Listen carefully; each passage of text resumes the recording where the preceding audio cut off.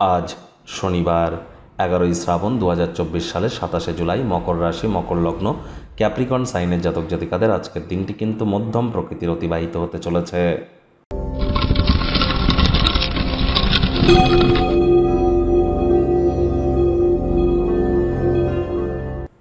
ভিডিওটির শুরুতে স্ক্রিনে আপনারা দেখতে পাচ্ছেন শনি মহারাজের বীজ মন্ত্র ওম প্রাং প্রিং প্রং স শনিশ্চরায় নমঃ, অথবা বলুন ওম শ্যাম শনিশ্চরায় নমঃ।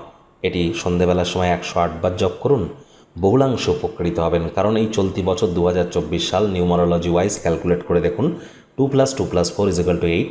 দ্যাট মিন্স স্যাটার্নের ইয়ার শনিদেবের বছর, 8 সংখ্যার অধিপতিই তো শনি।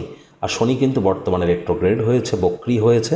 শনি 14ই নভেম্বর পর্যন্ত বক্রি থাকবে, যার ফলস্বরূপ আপনাদের রাশির উপরে কী প্রভাব পড়তে পারে সে বিষয়ে বিস্তারিত আলোচনা সহ একটি ভিডিও চ্যানেলে কিন্তু অলরেডি আপলোড করা হয়েছে। সময় সুযোগ বুঝে দেখে শুনে নেবেন। আপনার লাকি কালার ছাড়াও আজ কিন্তু আপনারা ব্ল্যাক বা ব্লু কালার পরিধান করতে পারেন।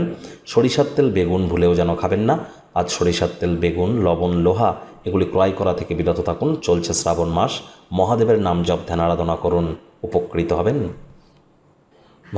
ভাগ্য মিটার আজ আপনাদের বলছে 7.5 আউট অফ 10। ভাগ্য আপনাদের অনুকূলেই থাকবে, তবে অর্থ এবং কর্ম এই দুই ব্যাপারেই আপনাদেরকে একটু সাবধানতা অবলম্বন করেই চলতে হবে।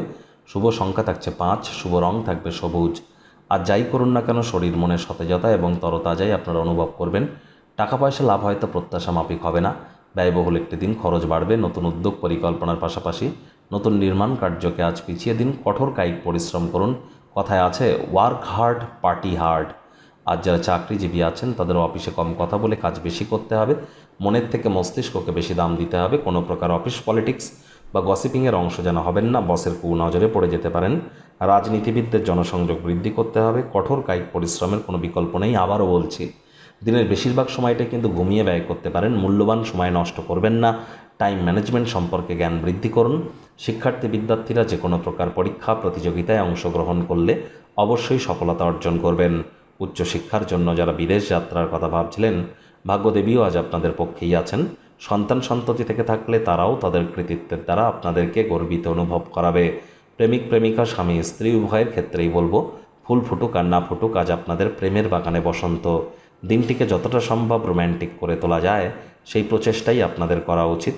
অবিবাহিতদের বিবাহের যোগ পরিলক্ষিত হচ্ছে। যারা প্রেমে পড়েননি তাদের জীবনে স্বপ্নের নারী বা পুরুষের আগমন আজ কিন্তু হতেই পারে। একটু প্রচেষ্টা আপনাদেরকেও করতে হবে। শত্রুপক্ষ, বিরোধী পক্ষ আজ খুব একটি শক্তিশালী থাকছে না।